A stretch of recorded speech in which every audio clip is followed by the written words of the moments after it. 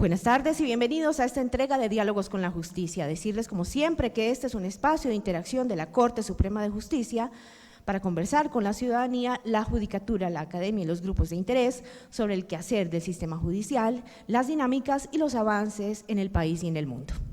Realizamos esta transmisión desde el Palacio de Justicia de la capital del país. Los invitamos a que permanezcan conectados a través de nuestros sitios web de la Corte Suprema de Justicia y de la Rama Judicial, así como por nuestras redes sociales en Facebook y Twitter, el Twitter @CorteSupremaJ. El tema que trataremos hoy, conflicto armado y tierras. Abordaremos la sentencia SC 1681 del 15 de mayo de 2019, con ponencia del magistrado Luis Alonso Rico Puerta. A propósito de este importante tema, la Sala de Casación Civil de la Corte Suprema de Justicia, a través de la Relatoría de la Sala, lanza en nuestras diferentes plataformas el documento titulado Las víctimas del despojo y los segundos ocupantes en los procesos de restitución de tierras. Este es un estudio jurisprudencial que se viene elaborando de manera transversal con los pronunciamientos de las altas cortes, con las decisiones emitidas por las salas especializadas de la Corte Suprema de Justicia y en particular con las decisiones de la Sala de Casación Civil, tanto en sede de casación como de revisión y de tutela. Este documento lo encuentran disponible a partir de este momento en nuestra cuenta oficial de Twitter, @CorteSupremaJ. Veamos.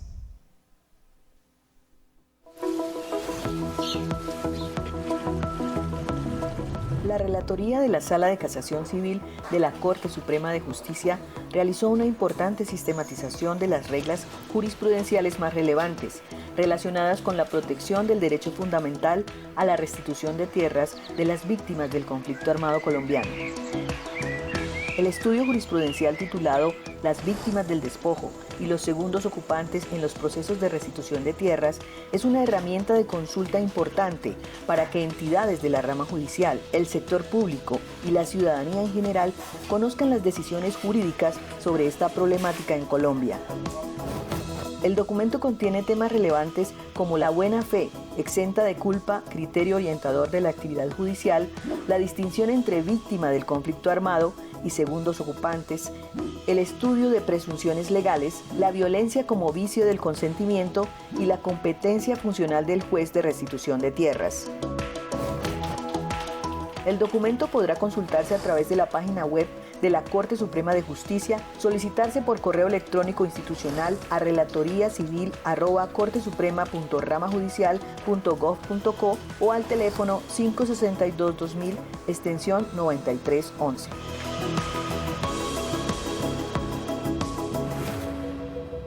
Este documento está dividido en 3 bloques principales. El primero, los fundamentos constitucionales para la protección de los derechos de esta población. Segundo, los segundos ocupantes y el principio de buena fe exenta de culpa. Y tercero, la violencia generalizada o la fuerza como vicios de consentimiento. Aquí se podrán encontrar las principales reglas jurisprudenciales relacionadas con esta temática. La iniciativa fue realizada bajo la dirección del magistrado Haroldo Quiroz Monsalvo cuando estuvo como presidente el año inmediatamente anterior, quien orientó la coordinación del área de bienes y derecho ambiental de la Relatoría de la Sala de Casación Civil.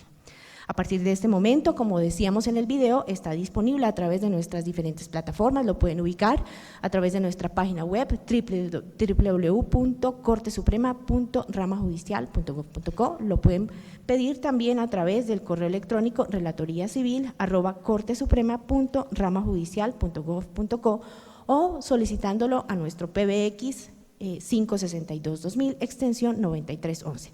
Repetimos la página web www.cortesuprema.gov.co.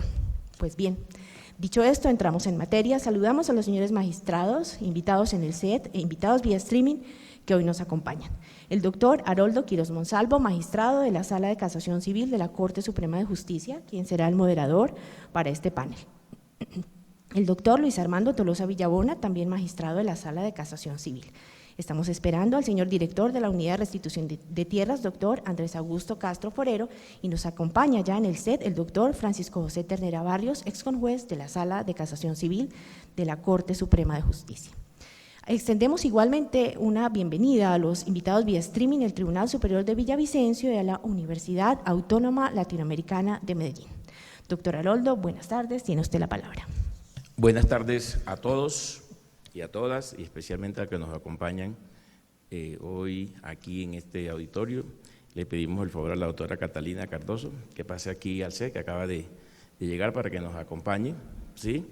Es docente de la Universidad Autónoma Latinoamericana. Nos acompaña igualmente el doctor Francisco Ternera, es juez de la Sala de Casación Civil de la Corte Suprema, mi colega el doctor Luis Armando Tolosa, y por supuesto el Tribunal Superior de Villavicencio, la Universidad Autónoma de Medellín, y a todos los que nos siguen a esta hora en este programa, tanto a los jueces, magistrados, abogados, docentes y estudiantes, sí, en lo que tiene que ver con estos diálogos que mensualmente hacemos el esfuerzo para estar aquí presente y poder compartir con ustedes las diferentes decisiones que se toman en la corporación. En el día de hoy, por supuesto, como lo manifestaba nuestra presentadora, la doctora Piedad, la idea es tocar la sentencia, la SC 1881 del 2019. En esta sentencia se dio un caso bastante interesante, pues un señor, dueño de una finca en Trinidad Casanare, ¿sí? Tenía su finca en materia de agricultura, en materia de ganadería, y a raíz de la circunstancia que fueron creciendo los grupos al margen de la ley, llámense paramilitares o guerrillera, se sintió un poco coaccionado con la presencia de estos grupos. Uno de estos grupos, el grupo paramilitar, resolvió en un momento dado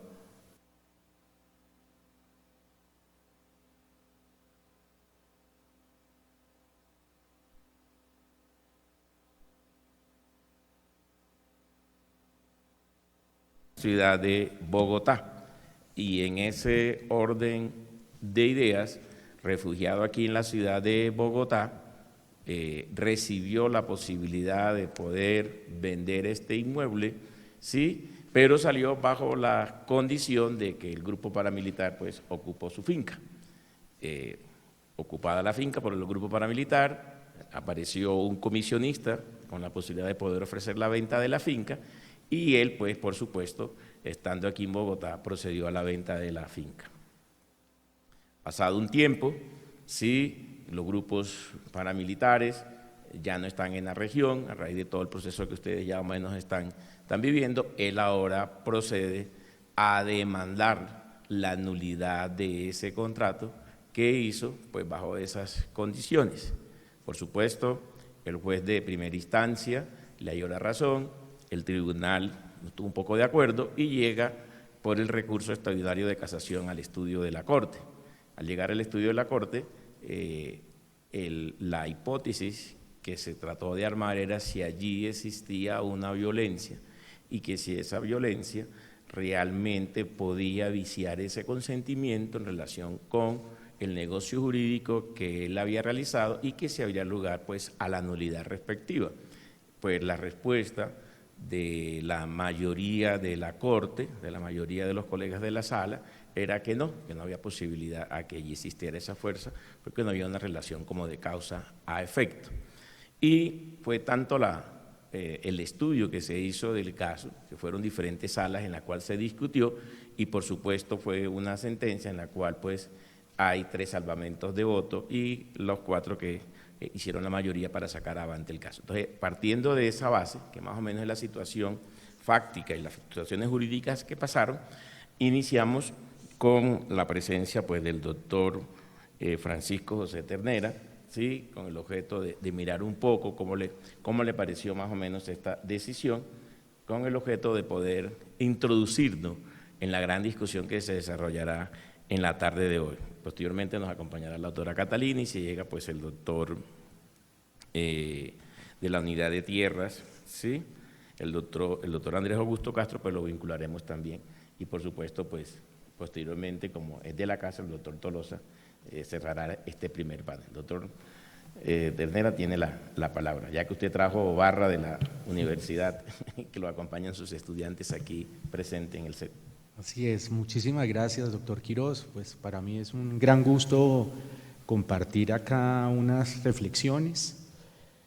Como usted viene a decirlo, pues son varios los fallos que están, digámoslo, rondando el estudio subexámine, hay un fallo de primera instancia, hay un fallo de segunda instancia, hay un fallo de casación que rompe lo anterior y hay un fallo de sustitución. Respecto a este fallo de sustitución se producen pues una serie de salvamentos de voto del doctor Quirós, el doctor Tolosa por un lado y de la doctora Cabello por otro lado, pero pues digámoslo en bastante consonancia, con mucha, digámoslo, armonía, coordinación, esos dos salvamentos de voto. En torno a todos estos fallos, pues hemos identificado muchísimas problemáticas, lugares comunes. Yo veo un tema o un gran tema macro que es el de la enajenación adquisición de inmuebles. Sobre este gran tema, por supuesto, hay muchos temas, hay muchos puntos pacíficos, ¿no? Se necesitan dos actos jurídicos, como bien sabemos, un título, una tradición, intervienen a propósito de esos dos actos jurídicos distintas partes, ya sea compradores, vendedores, por ejemplo, ya sea tradentes, adquirentes, por ejemplo, en cada uno de esos dos actos jurídicos.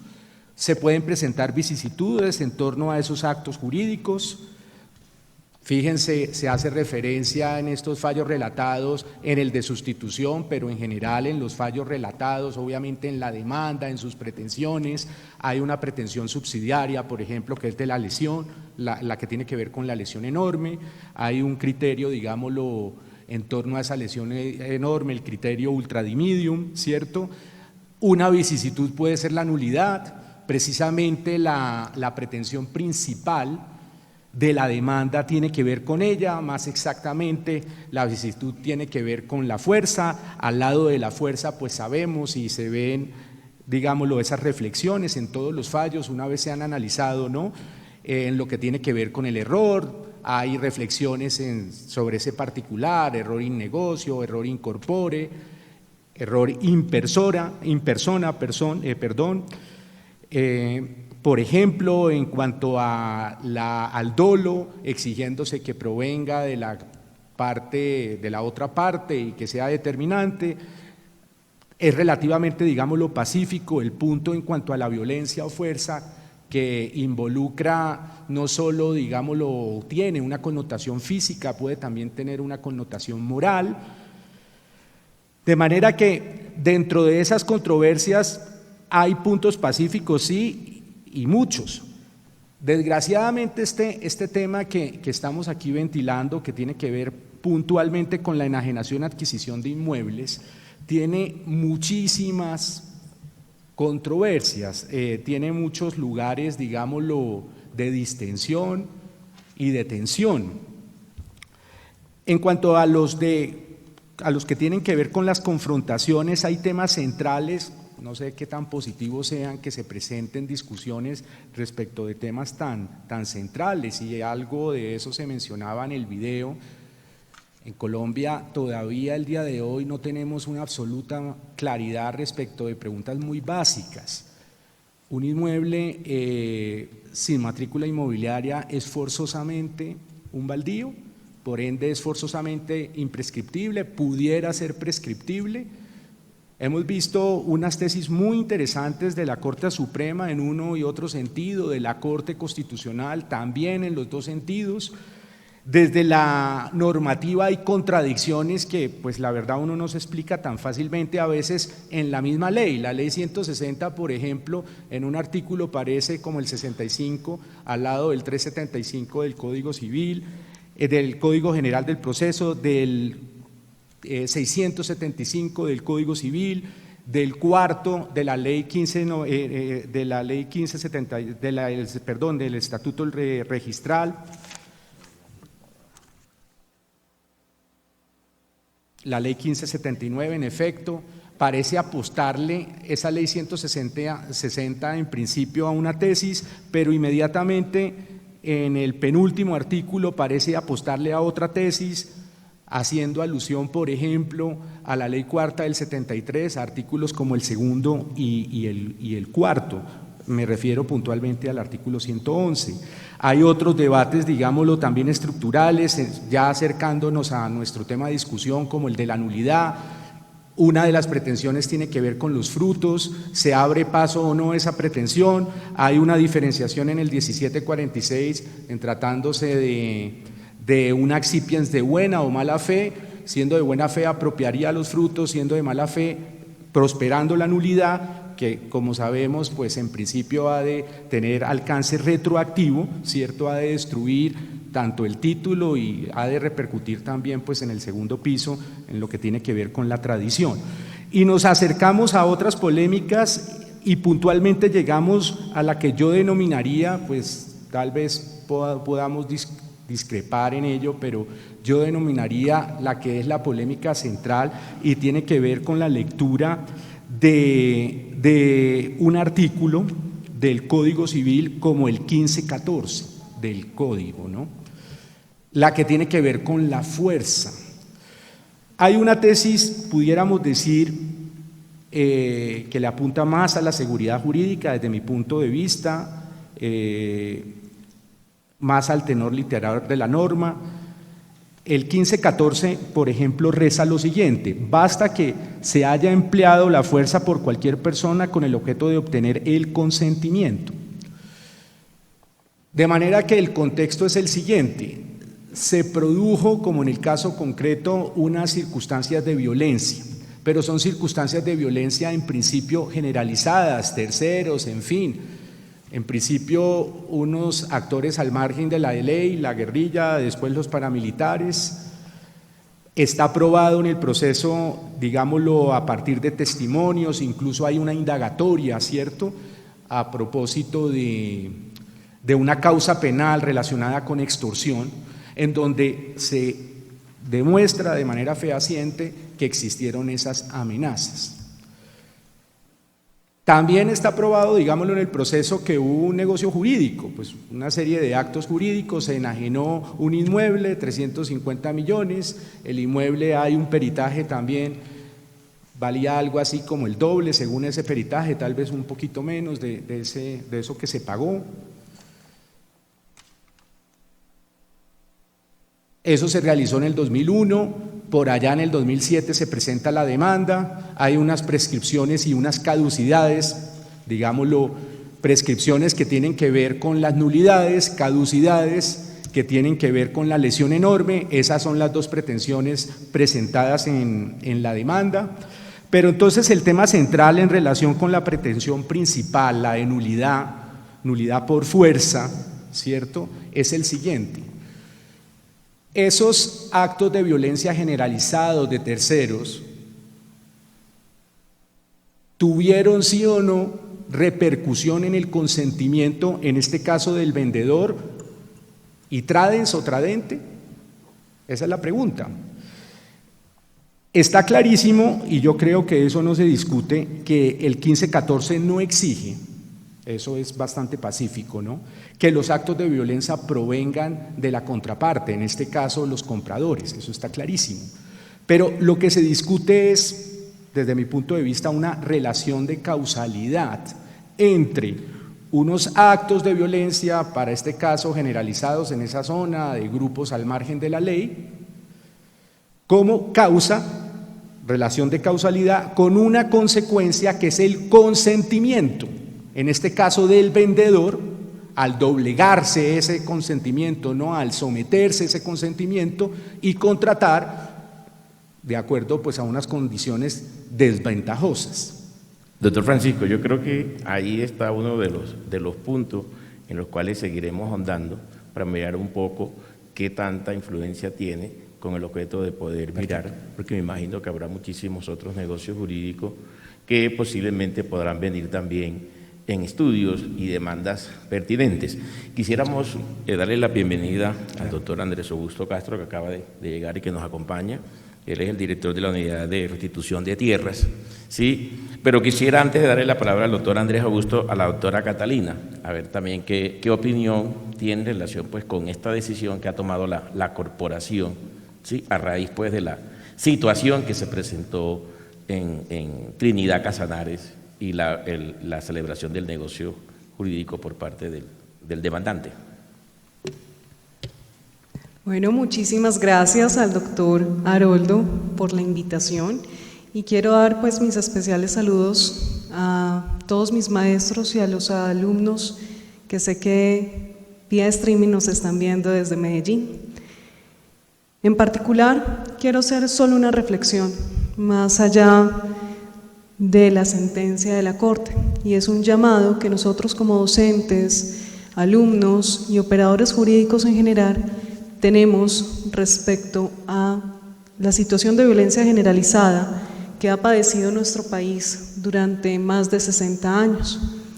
Y la pregunta es si nuestro Código Civil establece instrumentos suficientes para proteger a las víctimas durante todos estos años, y en particular a aquellos que han perdido la propiedad o posesión de sus bienes inmuebles, tanto a nivel rural como a nivel urbano, situaciones que todavía permanecen y que se siguen presentando, puesto que, no obstante nuestro código haber sido elaborado con base francesa y por supuesto romana, nos cuestionamos hoy en día si es suficiente dicha normativa, como lo fue durante muchos años, para resolver las graves situaciones de injusticia que tiene nuestro país. Al respecto, el instrumento que se utilizó en particular fue buscar la nulidad, bien sea absoluta o bien sea relativa, del negocio jurídico que dio, o título que dio origen a la tradición, para que esta persona no dejara de ser propietario. Y en particular respecto al vicio del consentimiento fuerza, nos preguntamos entonces si la fuerza que regula el Código Civil, si es la fuerza que se vivenció en nuestro país, principalmente las víctimas del conflicto armado, si tenía que ser una violencia generalizada o una violencia en particular. Generalizada está probada porque nuestra gran parte del país la padeció, en particular precisamente por las amenazas que recibieron. Violencia que no tenía que ser buscando precisamente la realización de dicho negocio jurídico, como le exige la normativa civil, y quien se beneficiara de ella no es precisamente quien la ejerció. Pero nuestra pregunta es precisamente, ¿fue esa fuerza la que ocasionó o no el negocio jurídico? ¿Cuál fue la verdadera causa por la cual el tradente decidió realizar el negocio jurídico? ¿Fue porque ya no podía volver a sus tierras? ¿Fue porque ya no le interesaban? ¿O fue porque efectivamente, por la amenaza, decidió venderlas? Y ese es el nexo de causalidad que se analiza en la sentencia. Que la fuerza sea la causa, es decir, ya no solamente estamos hablando de los vicios del consentimiento que afectan directamente al elemento subjetivo, sino además de la causa como otro elemento del negocio jurídico a ser estudiado. Es entonces el momento en que tenemos que llamar la atención también al legislador, si es necesario reformar la fuerza como vicio del consentimiento, ampliarla, restringirla, o es en sede de corte que se debe reinterpretar este vicio del consentimiento conforme a nuestras nuevas realidades, y de esta manera poder determinar si es, en el caso de restitución de tierras de las víctimas del conflicto armado, los instrumentos que establece el Código Civil, los idóneos y pertinentes para poder proteger a las víctimas. Muchas gracias. Muchísimas gracias, doctora Catalina. Quisiera darle la palabra ahora al doctor Andrés Augusto Castro, sobre todo en estos aspectos. Como estamos analizando esta sentencia, igualmente le vamos a entregar un trabajo que se ha hecho de todo lo que tiene que ver con la violencia en Colombia y los poseedores de buena fe y toda la parte constitucional que se ha venido trabajando por parte de la corporación. Nos gustaría saber, doctor Andrés Augusto, ¿en qué puede contribuir la decisión de la corporación en el trabajo que ustedes vienen haciendo y a raíz del tema del posconflicto? Muchas gracias por esta amable invitación a los señores magistrados de la Sala de Casación Civil, Haroldo Quirós y Jorge Ernesto Oviedo, conjuez de la Sala de Casación. También nos acompaña el doctor Luis Armando Tolosa, magistrado también de la Sala de Casación Civil. Yo y a la doctora Catalina Cardoso, docente de la Universidad Autónoma de Medellín. Yo vengo del mundo de la docencia y de la academia, no tanto en temas de derecho y de derecho civil, sino más en temas de administración pública. Tal vez por eso el gobierno pensó en mí para dirigir la Unidad Administrativa Especial de Gestión de Restitución de Tierras Abandonadas y Despojadas Forzosamente, que es el título de la entidad que yo dirijo desde hace ya, va a ser 11 meses. Básicamente, como lo plantea el magistrado Quirós, yo sí le veo una importancia muy grande a que en estos escenarios académicos podamos debatir sobre estos asuntos.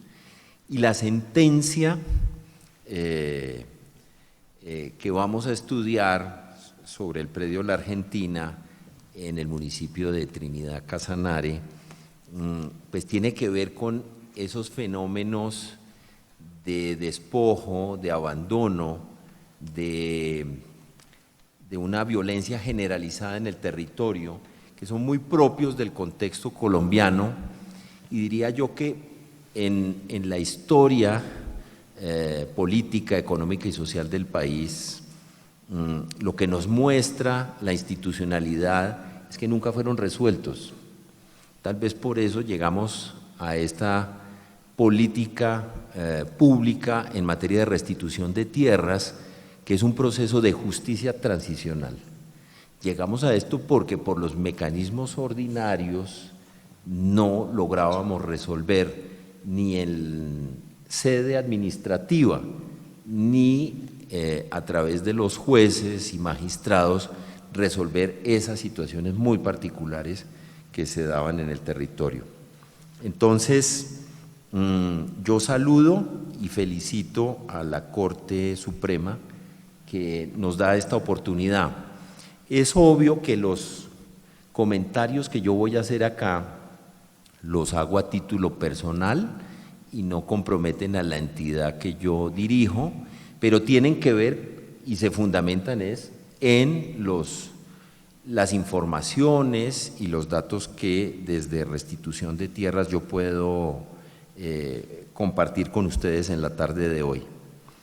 Básicamente,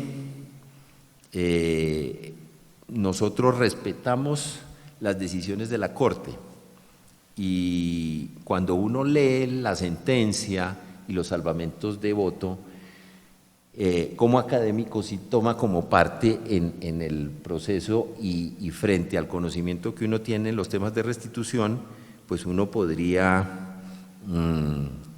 plantearse varias situaciones.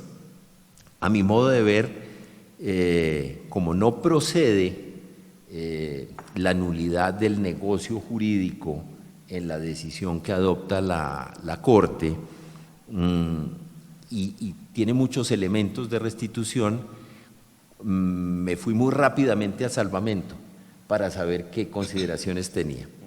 Quería tal vez retomar a partir de esto algunos elementos que quisiera compartir con ustedes.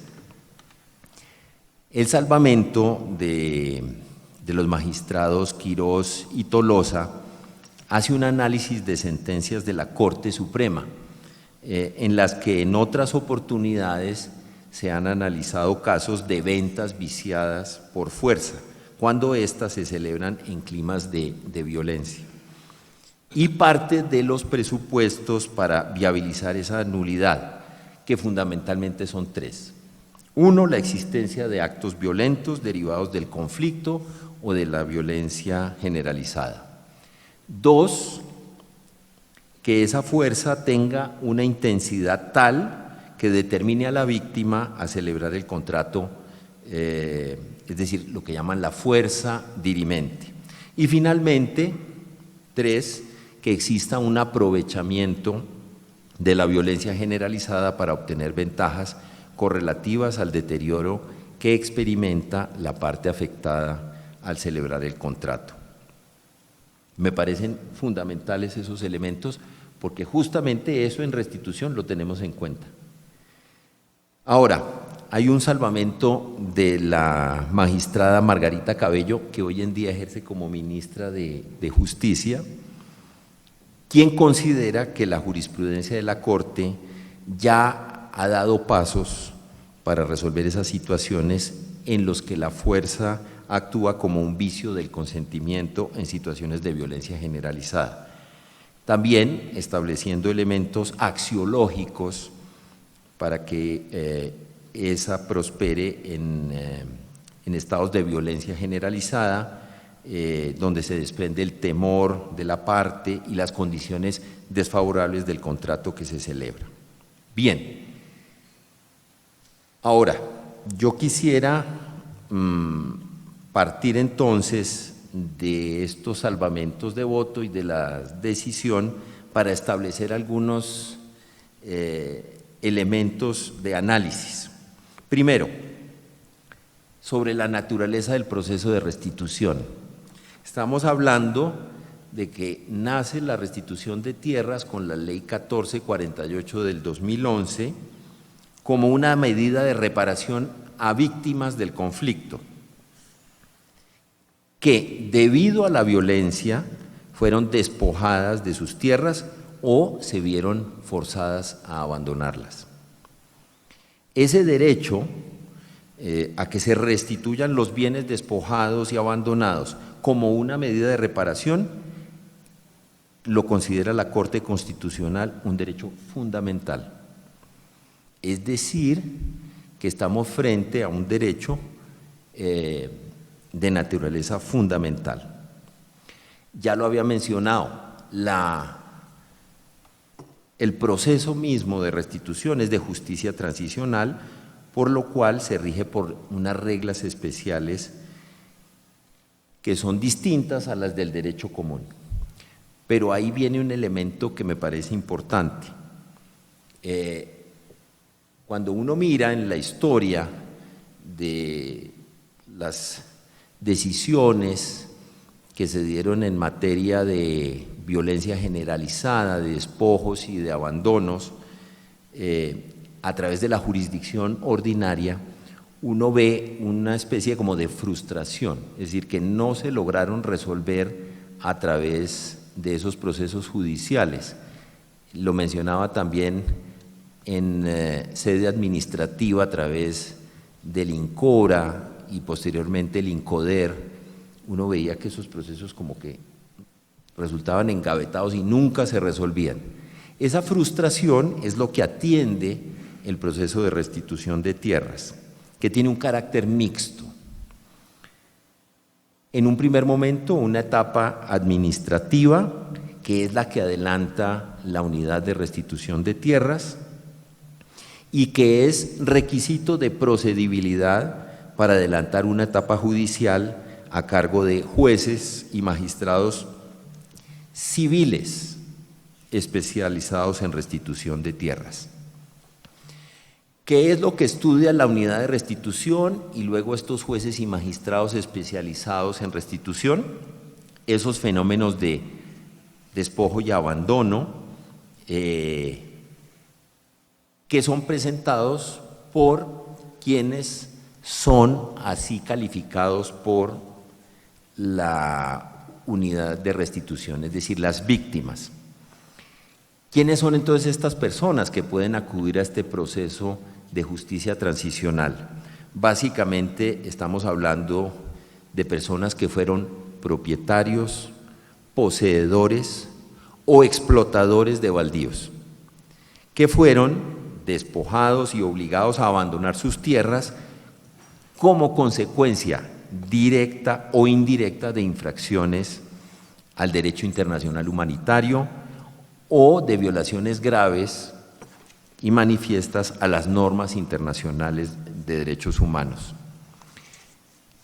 Los casos que estudia la justicia transicional en restitución empiezan en enero de 1991 y terminan hasta la vigencia de la ley. Estamos hablando del 10 de junio de 2021. ¿Cuáles son entonces las reglas especiales del proceso de restitución? Básicamente ustedes ya los conocen. Aquí opera una inversión en la carga de la prueba. Es decir, le basta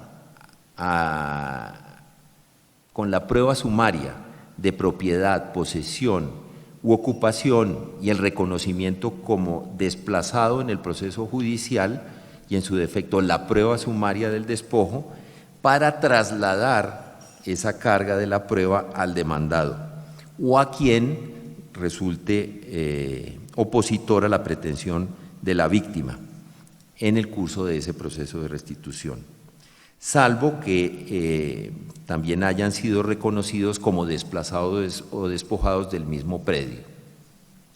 Entonces, lo primero, se invierte la carga de la prueba. Es ese ocupante,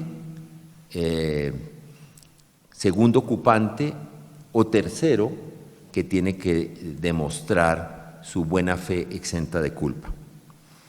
También en estos procesos de restitución se dan unas presunciones de derecho en relación con ciertos contratos.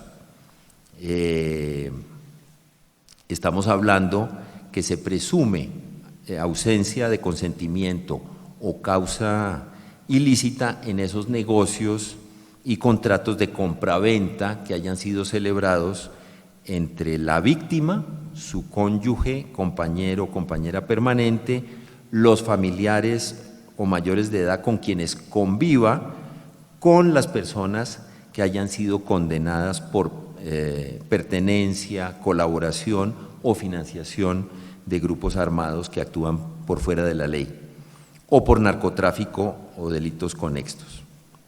También la Ley de Víctimas y Restitución de Tierras prevé presunciones legales, que son aquellas donde hay ausencia de consentimiento en los contratos y los negocios en cuya colindancia hayan ocurrido actos de violencia generalizados.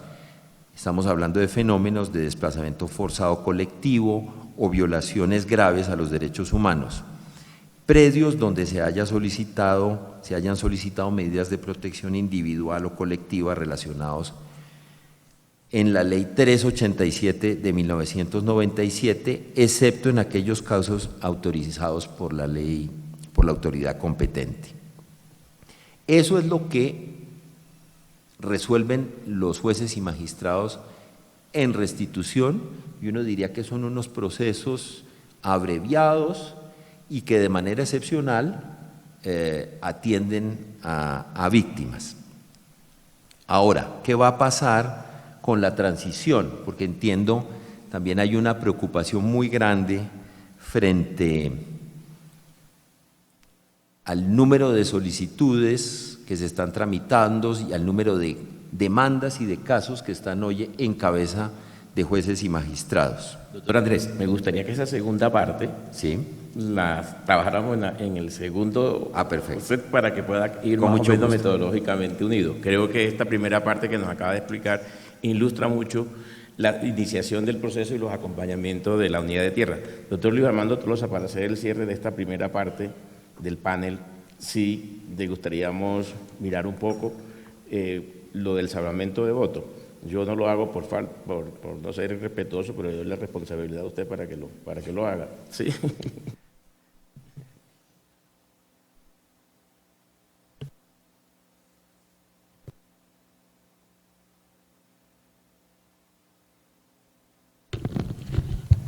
Buenas tardes para todos ustedes, a quienes están aquí presentes en el auditorio, el doctor Quirós, a nuestro ilustre conjuez, el doctor Francisco José Ternera, que ha tenido la gentileza de apoyarnos durante algunos años en la sala, y a la profesora Catalina, que desde Medellín frecuentemente tiene a los estudiantes allá de su universidad y algunos otros círculos académicos, atenta ella y la universidad a estos diálogos, a quienes están presentes aquí, a todos los jueces y académicos que están hoy conectados a este programa. La sentencia que estamos analizando y que ya se ha planteado, y el punto de los salvamentos, ya de alguna manera nuestro invitado, el doctor Castro, presentó una línea general del salvamento de voto que hicimos en su oportunidad, y lo mismo que el de la doctora Margarita, y en la parte central de la ponencia que salió adelante el doctor Francisco Ternera. Sí, esta era una sentencia que para nosotros resultaba relevante, y para la comunidad jurídica y sobre todo para los jueces, porque estaba planteando circunstancias, hechos que responden a la historia nacional, al problema de la tierra, y creo que la Corte perdió la oportunidad, la Sala de Casación Civil, de hacer un marco jurídico importantísimo sobre los problemas de la tierra. Todos ustedes saben claramente, quienes están aquí en este panel nos acompañan, y los jóvenes abogados y abogados, que uno de los problemas más graves que tenemos en nuestro país es el problema de la tierra. No ha sido resuelto el siglo XIX, siglo XVIII y actualmente. El conflicto armado del país, del que se ha procurado llegar a acuerdos parciales, tiene el Acuerdo 1 de La Habana, que trata de responder a esa problemática. Pero, por ejemplo, la sentencia y el tema que se debate es un tema inagotable que tenemos que abordarlo con toda la seriedad, porque es hacer país. Voy a señalarles, por ejemplo, la gravedad del problema y lo que significa la tierra, no solamente para hacer país, para hacer nacionalidad y para solucionar el conflicto que tenemos internamente, porque es irresoluto. El siglo XIX nos recibió con el problema de la tierra, el problema religioso, el problema económico. El siglo XX permaneció, el siglo XXI, y el problema de la tierra está unido a los problemas ambientales y los problemas extractivistas de minería que tiene el país. Pero para señalar una tarea fuerte que tienen la academia y los especialistas, los profesores de bienes como el doctor Ternera y ustedes en sus facultades, por ejemplo. Mire, datos de Oxfam para Colombia. Oxfam es una confederación internacional de más de 19 organizaciones no gubernamentales, ¿sí?, que trabaja para combatir la pobreza y el sufrimiento, y tiene mucha autoridad tiene muchos años, desde 1942, trabajando problemas de concentración y de pobreza en el mundo, aludiendo a Colombia sobre el problema de la tierra y cifras que buscamos aquí una estadística internacional ajena, que no esté contaminada por problemas partidistas.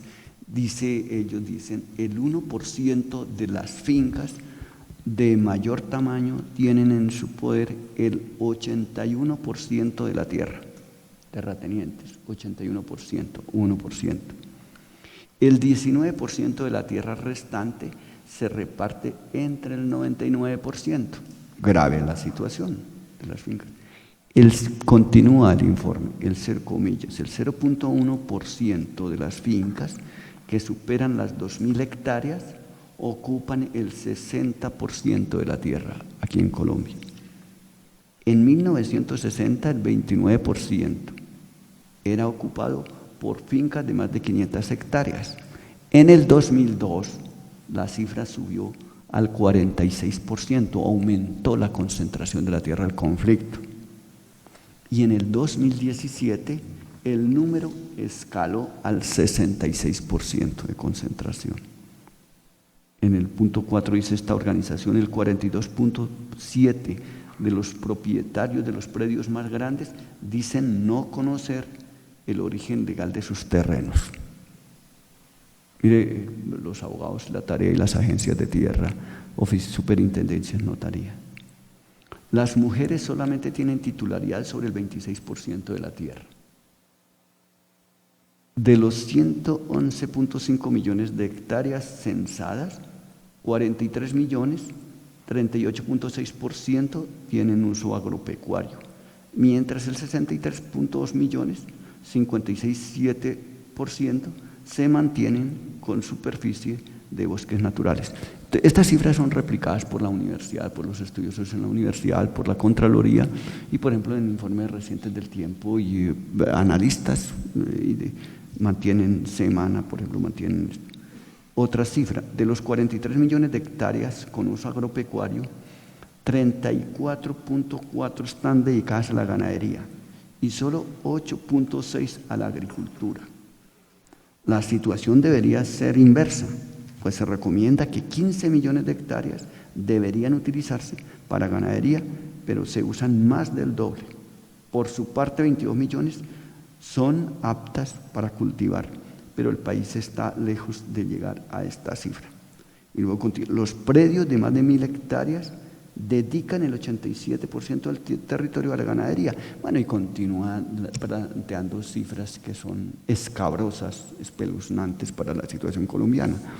Y también esa organización elabora un cuadro comparativo de cómo está concentrada la tierra con los países vecinos en nuestra región. Y, por ejemplo, Colombia tiene el porcentaje más alto.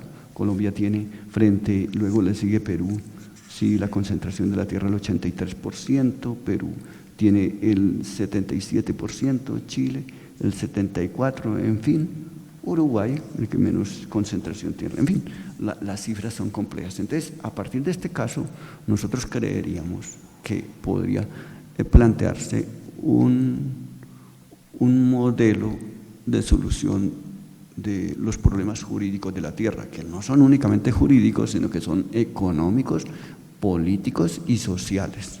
O sea, aquí solamente tenemos el reflejo. Esto explica por qué haya pluralidad. Por ejemplo, el problema se agrava si nosotros como abogados miramos el problema de la disparidad de sistemas legislativos que tenemos. El problema que teníamos aquí lo estamos abordando desde el Código Civil. El Código Civil nos permite interpretar algunos de los problemas como los que quisimos hacer allí en la sentencia, y de alguna manera, como planteaba aquí el doctor, que era un problema más bien de la 1448 del 2011, de la ley de restitución de tierras que tiene una vigencia temporal hasta el 2021. O sea, son graves, pero si miramos nosotros la tarea que tenemos en la universidad, por eso cuando hablo con el doctor Ternera que estamos en mora nosotros de crear maestrías, doctorados en problemas de tierra para abordarlo académicamente, con otras facultades, con economía para estudiar el problema de la tierra y con estudiantes de política. Porque miremos, por ejemplo, tenemos la legislación del Código Civil, la Ley 200 del 36, la Ley 4 del 73, están vigentes, la Ley 160 del 94, que es justamente la de 488 del 2013, tenemos la Ley 41 de 1948 sobre la Ley Tocaima, que está vigente, sobre ejidos, o sea, hay bienes baldíos en lo rural y los ejidos o baldíos en la zona urbana. No hay un sistema unificado sobre ese particular. Está este sistema de saneamiento de pequeña propiedad 1561 que prácticamente ha quedado en el aire por fuerza de decisiones de tutela, a pesar de que jurídicamente está vigente. La 1448 que tiene una vigencia temporal. El Acuerdo 1 de La Habana procura plantear medidas y en su desarrollo vino el decreto ley 902 del 77, pero tiene varios problemas.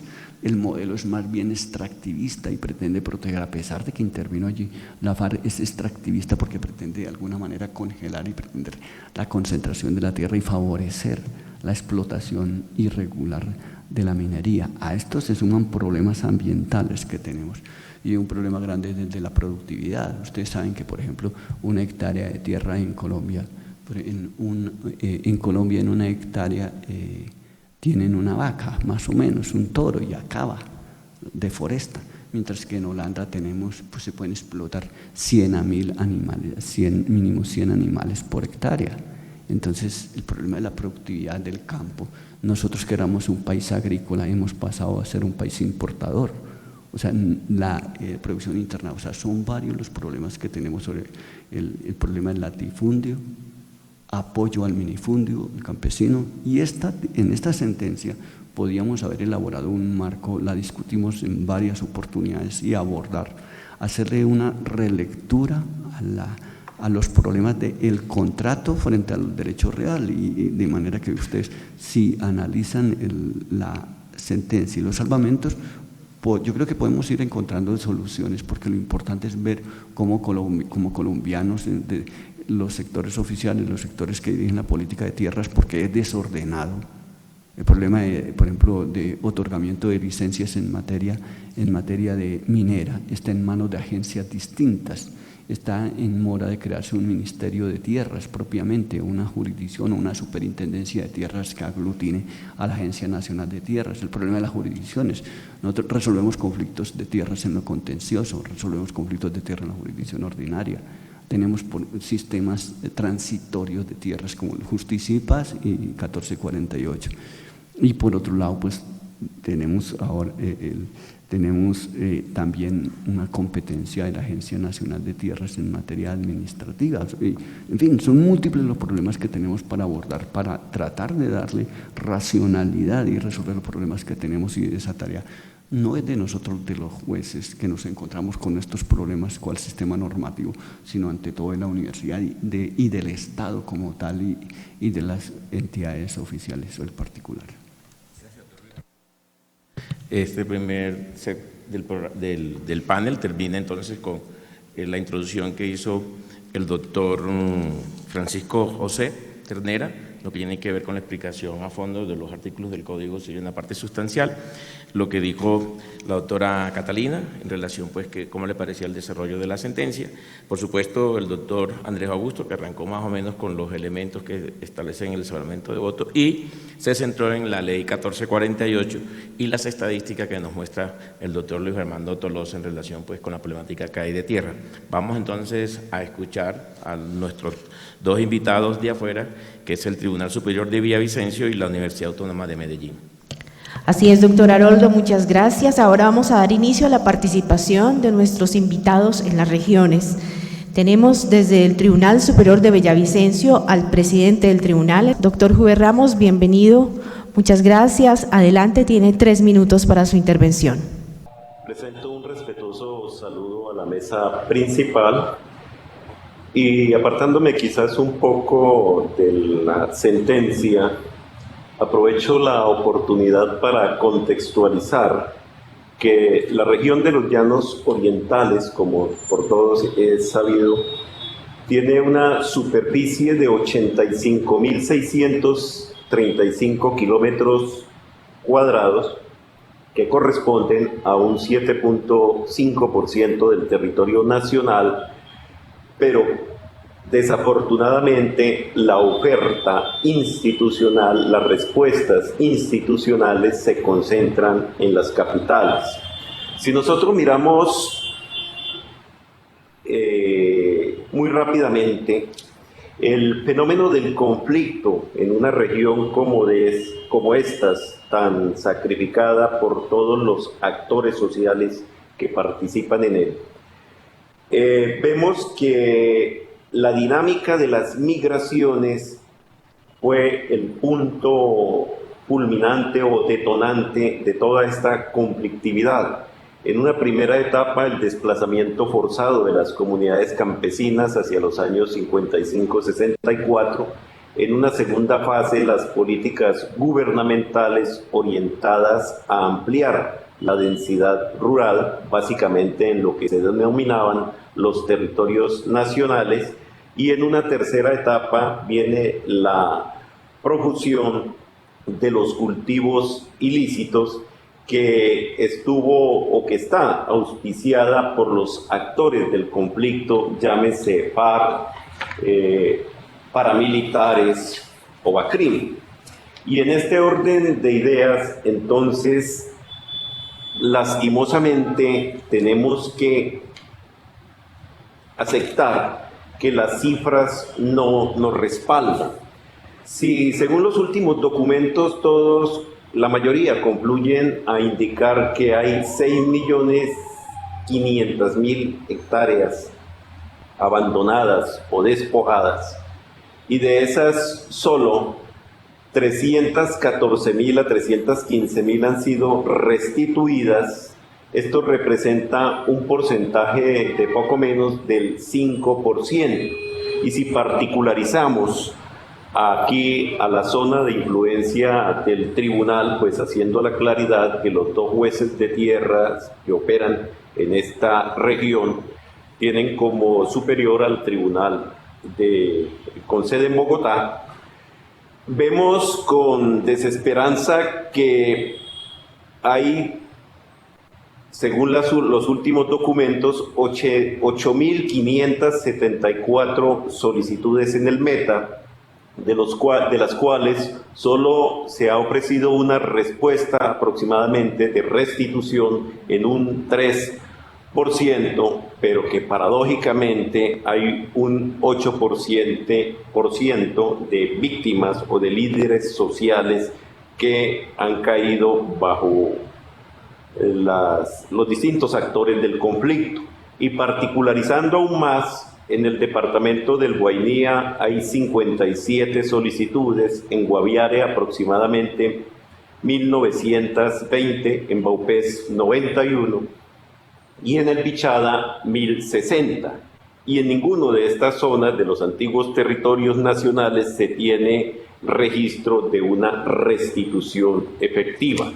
Y como bien lo apuntaba el doctor Tolosa, los llanos orientales no son ajenos a este problema histórico del latifundio, al impacto ecológico que de por sí generan los actores del conflicto y a las actividades extractivistas que estos auspician.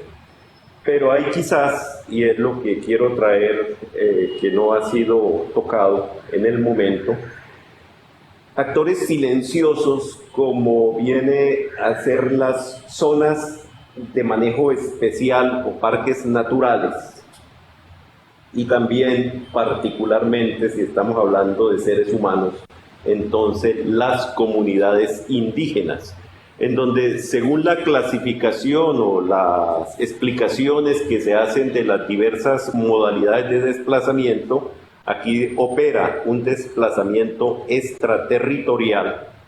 Que se tenga conocimiento, no hay desplazamiento intraétnico, tampoco desplazamiento interno dentro de los propios territorios indígenas, de los territorios ancestrales, de los resguardos o de las parcialidades, y también opera el desplazamiento disperso o gota a gota.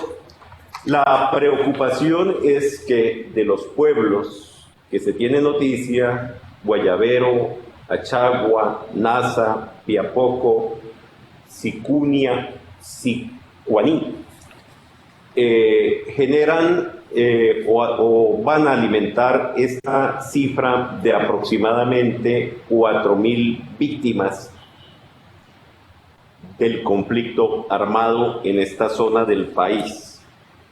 Y desde luego, no de manera institucional, sino a título personal, la preocupación es porque la respuesta institucional es demasiado deficitaria, porque particularmente en lo que corresponde a la rama judicial, podríamos decir que son unos titanes quienes deben desarrollar esta labor frente a esta inmensidad de territorio, con lo que pueden generar en términos de respuesta efectiva 2 juzgados de restitución de tierra y los magistrados que conocen los procesos donde hay oposición. Esa es la preocupación, lo que se siente que hay todavía la deuda y que todo no se le puede atribuir a los operadores judiciales, pero que persiste esta no digamos que impotencia, pero sí esa angustia por responder de mejor manera a tan enorme reto que representan las víctimas del conflicto armado en esta zona del país, bien sea a título de abandono o de desplazamiento forzado y el consecuente despojo. Muchísimas gracias al doctor Huber Ramos Salas, presidente del Tribunal Superior de Villavicencio. Ahora llamamos a la Universidad Autónoma Latinoamericana de Medellín. Allí se encuentra el profesor William de Jesús Buitrago Díez. Él es abogado de la Universidad de Antioquia, magíster en Derecho Procesal Penal, es especialista en Derecho Penal, en Responsabilidad Civil y del Estado y es especialista en Derecho Administrativo. Profesor William de Jesús Buitrago, adelante. Tiene 3 minutos para su intervención. Muchas gracias y un cordial saludo a todos los presentes a este panel. Muchas gracias y un cordial saludo a todos los presentes a este panel.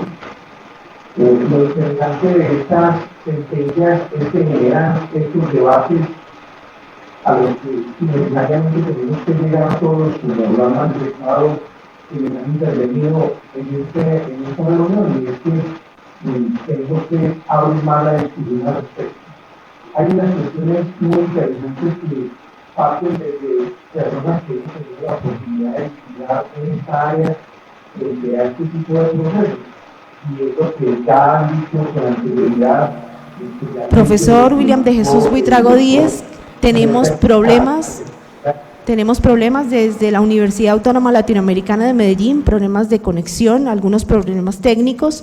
Esperamos más adelante poder restablecer la comunicación con ustedes. Es muy importante su opinión frente al tema, doctor.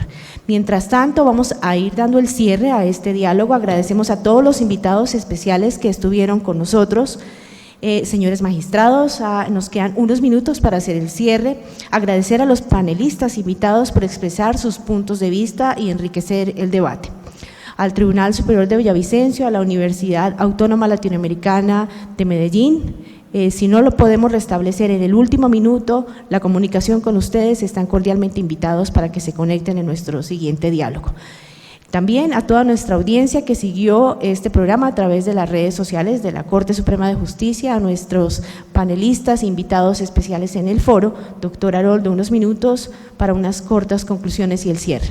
Sí, pero antes de las conclusiones, yo quisiera que el doctor Andrés Augusto, hay una inquietud de nuestro magistrado de Villavicencio, donde muestra un panorama bastante lamentable, sí, en relación con la preocupación que ellos tienen, pero me gustaría, porque a partir de ahí ibas a trabajar un tema de régimen de transición que nos gustaría que lo pudiéramos concluir. Sí. Desde ese punto de vista, para luego dar la palabra al doctor. Muchas gracias. Sí, aprovecho la oportunidad pues para saludar al magistrado Huber Ramos Salas, presidente del Tribunal Superior de Villavicencio, en su intervención. Justamente en esta segunda parte de lo que yo iba a mencionar, estamos hablando de que la ley lleva 8 años de vigencia, que es un régimen de transición, y es bueno que pensemos qué va a ocurrir.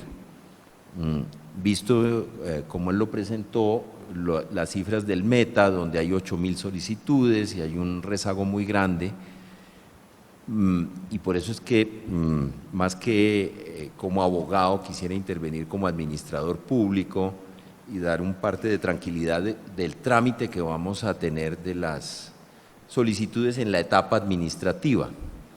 Todo lo que está microfocalizado, todo lo que tiene aval de la fuerza pública para ingresar al territorio, vamos en estos 2 años de la vigencia, que le quedan de vigencia a la ley, a sacar eso.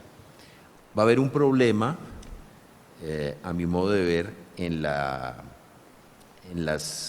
solicitudes que no están microfocalizadas, es decir, donde hay unas dificultades por alteraciones de orden público, donde no hay condiciones de seguridad y no podemos tener el acompañamiento de la fuerza pública para adelantar la etapa administrativa de este proceso de restitución. Pero a mi modo de ver,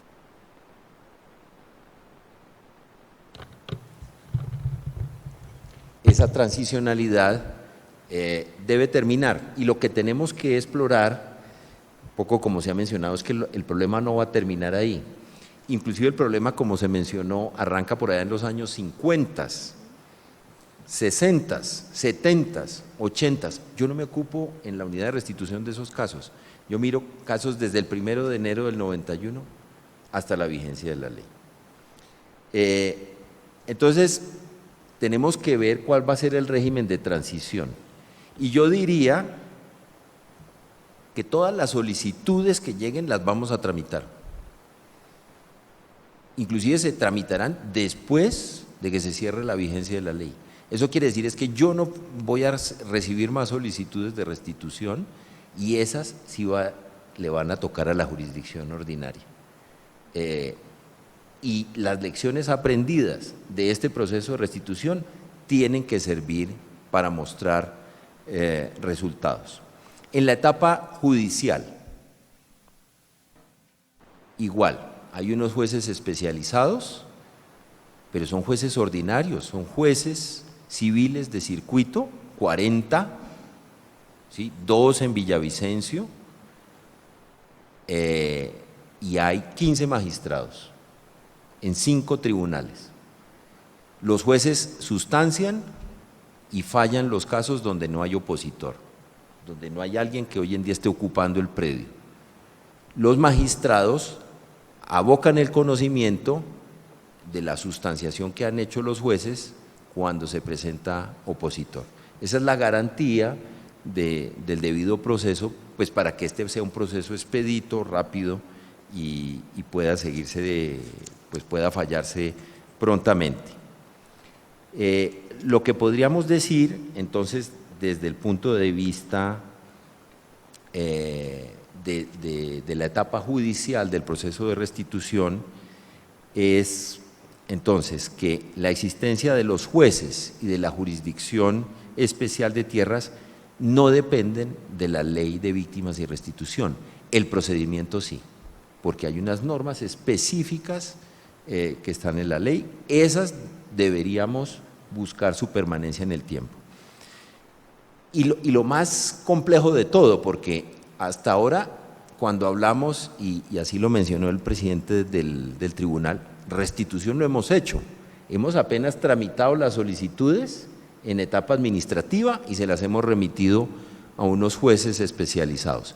La restitución, propiamente dicho, es el retorno de esa víctima a su predio, o la compensación en un predio equivalente si esa es la pretensión de la víctima, o la compensación en dinero, es decir, que pagamos una equivalencia en dinero a la persona que no quiere volver al predio.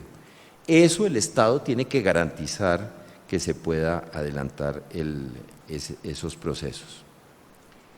Entonces, para mí, digamos, el tema es la discusión sobre si los mecanismos ordinarios, que son los que se aplicarán después de la terminación de la ley 1448 del 2011, están preparados para dar solución a las reclamaciones que se pretenden frente a los fenómenos como el despojo en contextos de violencia generalizados.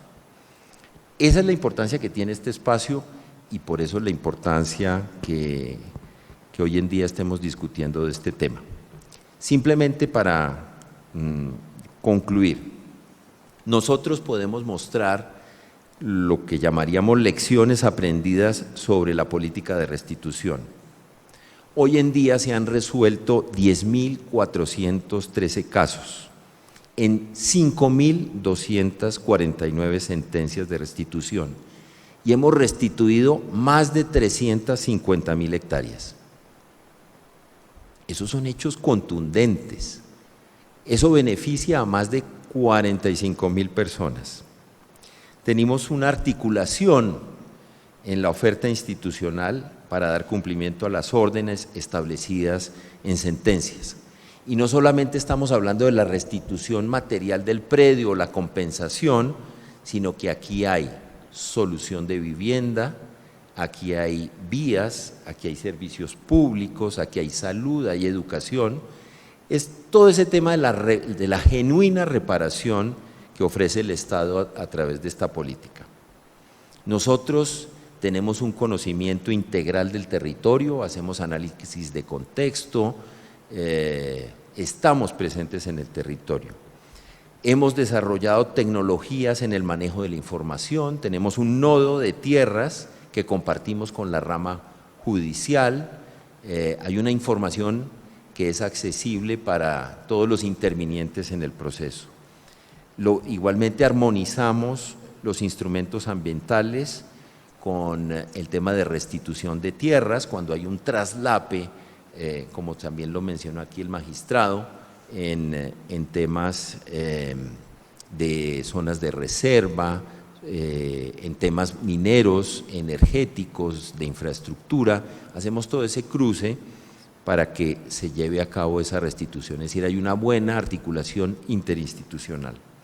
Ya para concluir, yo diría, todas estas lecciones aprendidas, todo el avance que hemos mostrado, si logramos evacuar todo esto, uno diría que el futuro en este tema, como ya lo mencionaron aquí los magistrados, también tiene que ver con la jurisdicción agraria. Es decir, que para solucionar todos estos conflictos es necesario crear una jurisdicción agraria que enfrente directamente todos los conflictos de la tierra en Colombia, dado que este conflicto, que ha perdurado por más de 60 años, ha sido en torno al uso y manejo de la tierra. Muchas gracias. Gracias, doctor Andrés Augusto. Doctor Francisco, ¿en qué nos puedes aportar para que el Código Civil tenga viabilidad en relación pues, con toda esta situación que hemos tocado en el panel en el día de hoy, que tiene que ver con el tema del conflicto y la tierra? ¿Ya? Partiendo de la base pues, que la decisión no fue una decisión sí, de toda la sala, porque fue bastante polémica, sino que fue por mayoría. ¿Sí? ¿Qué nos puedes contribuir en esa parte? 2 minutos para ir cerrando ya el panel. Gracias, doctor Quirós. Pues yo veo, digámoslo en este caso y en otros 2 discusiones, ¿no? Una puntual que ya se ha trabajado, ¿cierto? La discusión puntual, cómo se debe leer la nulidad relativa producida por fuerza. Esas actuaciones de violencia generalizadas deben tener sí o no conexión con el consentimiento, digámoslo, doblegado. Esa sería la discusión, digámoslo, puntual. En principio el Código Civil dice no hay relación de causalidad, pueden producirse, digámoslo, los 2 eventos, pero tienen que estar conectados esos 2 acontecimientos para que prospere, se abra paso la fuerza. La otra tesis, o sea, fíjense, como siempre, por un lado la seguridad jurídica, pudiera uno decir, siendo un poco reduccionista, por otro lado la tesis más garantista desde una visión, digámoslo, más sistemática, también con soporte jurisprudencial, tanto la una como la otra, en el sentido de no exigir, desde mi punto de vista, incluso establecer una presunción de causalidad. Probados los 2 acontecimientos, hay unas violencias generalizadas, hay, digámoslo, unas desventajas en un negocio, debe inferirse la relación de causalidad, causa-efecto en lo primero y en lo segundo. Se aboga, por ejemplo, del principio iura novit curia, en uno de los salvamentos muy interesante, ¿no? Se hace referencia a la ley 201, que pues de nueva no tiene nada desde el 59, y pese a no ser un proceso de restitución, se invita a que se relea el Código Civil, incluso desde la ley 1448, también recibiendo ese insumo. Gracias. Doctora Catalina, 2 minutos para cerrar el panel, que nos tienes que aportar en estas discusiones que hoy se ha visto de lo jurídico y lo sociológico. ¿Listo? Porque nos han traído aquí unas estadísticas el doctor Tolosa, igualmente nos lo ha manifestado el doctor Castro Forero. Bueno, muchísimas gracias. La conclusión, precisamente a partir de las palabras del doctor Andrés Augusto, es como desde el mecanismo de la restitución de tierras y desde la jurisdicción ordinaria se debe crear entonces ese tercer mecanismo, una jurisdicción agraria especial, que tengan sus propios procedimientos, que tengan su propio conocimiento particular y que pueda precisamente resolver de manera integral estos conflictos y que puedan interpretar de manera amplia estos criterios del Código Civil que no por viejos significan desactualizados, pero que sí requieren una reinterpretación, precisamente como se ha venido haciendo por la sala de manera tan adecuada y oportuna, pero que antes de que llegue 2021 podamos encontrar esa solución efectiva para toda esta problemática de tierras que precisamente la que ocasiona la circunstancia de violencia generalizada y que puede llevar precisamente a lo que todos buscamos y es la paz. De esta manera concluyo y agradezco nuevamente a Piedad por la invitación, al doctor Haroldo, al doctor Tolosa y por supuesto al doctor Francisco y Andrés, quien hoy me han enseñado tantísimo y puedo llegar entonces a Medellín, a mis alumnos, a retrotraer toda y esto que aprendí hoy. Muchas gracias a la Corte, porque con estos eventos llega a las regiones y llega a todos los estudiantes, a todos los docentes y a todos los operadores jurídicos y jueces, quienes requieren sus palabras para podernos orientarnos y guiarnos en estos difíciles problemas de derecho que se presentan. Doctor Luis Armando Tolosa.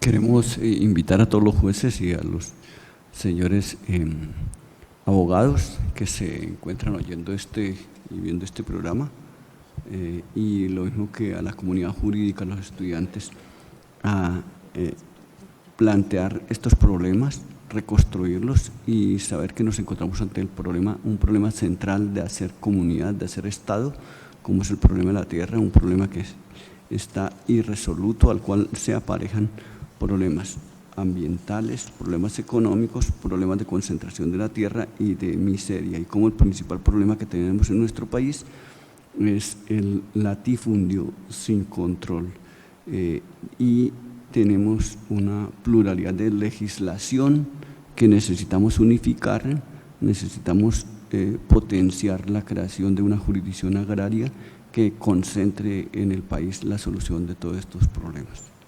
Sí, muchísimas gracias al doctor Luis Armando Tolosa, mi colega de la Sala Civil, al doctor Andrés Augusto, que nos acompañó y nos ilustró en relación con el trabajo que viene haciendo también la Unidad de Tierra, el doctor Francisco José, igualmente al doctor Jover Ramos del Tribunal de Villavicencio, y qué lástima que el doctor William de Jesús, por cuestiones de conexión, no pudimos establecer más o menos lo que él quería plantear. A todos nuestros magistrados del país, a todos nuestros jueces, a todos nuestros académicos y estudiantes que hoy nos siguieron en este panel. Piedad, cierras. Muchas gracias, doctor. Los invitamos a sintonizarnos nuevamente el martes 10 de septiembre a las 4 de la tarde con otro tema de interés: las excusas del apoderado de las partes por caso fortuito y fuerza mayor en las audiencias de instrucción y juzgamiento y en audiencias de sustentación en segunda instancia. Nos acompañarán en la mesa los señores conjueces, la doctora Anita Giacomete Ferrer y el doctor Gabriel Hernández Villarreal. Recordarles que como todos los diálogos desde el año 2017, quedan publicados en nuestro canal de YouTube. Hasta una próxima ocasión y muchas gracias por acompañarnos.